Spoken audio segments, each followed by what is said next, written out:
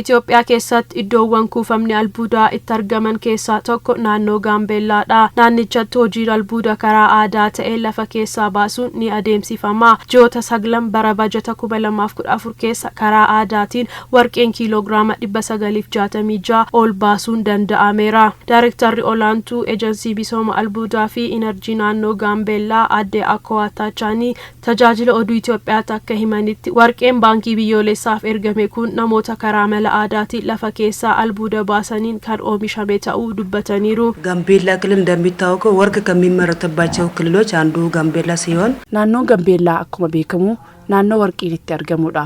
ጂኦታን ሰገለን ከነ ኬሰቲ ወርቂ ኪሎግራማ 966 ጡቃ ቶኮ አፍሪዳ ከራርገኒ ሀሚ ወርቄ ጂኦታ ሰግለን ደርበን ናኒቸራ ባንኪ ቢዮሌሳፍ ገሊታይ ሰም ከምበረ ደርቤ የሮል ፈካታ ወጅን ወልብረ ቀበሜ የሮ ኢላለም ጫል ማቀባቹ አዲ አከዋን ዱበተኒሩ ካለፈው አመት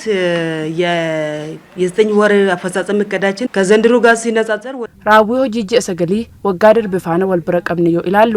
እኒ በረከና ኪሎግራማ 81 ጡቃ ቶኮሸን ጫል ማቀባ ኦሚሽቺ ደልደለ ኮንትሮባንዲፍ አከይንሳት ኢላምኔ ፎርዶፊ ታሲፋሜ በረከና ወርቄን ጫል ማቀቡ ባንኪ ቢዮሌሳፍ ኤርጉ ደንዳሙ ዳይሬክተሪቲን ካሰኒሩ በዚህ ፊት የኮንትሮባንድ ችግር በጣም በከፋ ደረጃ ላይ ነበር ካናንድሮ ረከነ ኮንትሮባንዲን ሀለረክ ሳረቱሬ ኑትስ ያሊ ታስብኔራ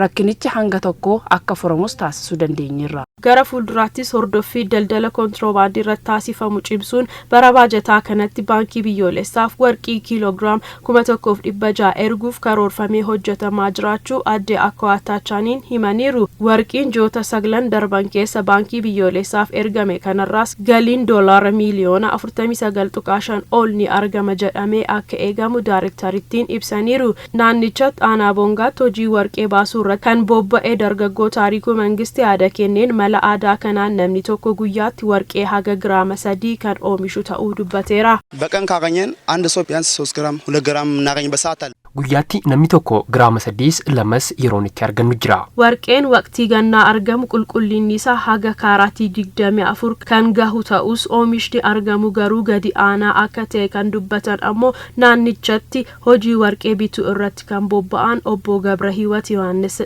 ምርት ወርቅ ያው ክረምት ያው ቀዝቃዛ ነው ወርቂ ጋሪን ወቅቲ ገና ባየ ሂን ሆጀተሙ ቦና ገሩ ደበላ ዱፈም ሰበቢን ኢሳ ቢሻን ኬሰቲ ሆጀተማ ዋንቴፍ ጂአቶኮ ኬሰቲስ ወርቄ ኪሎግራም ቶኮ ታኡ ባንኪ ቢዮሌሳፍ kan ergan ta'uu dubbataniru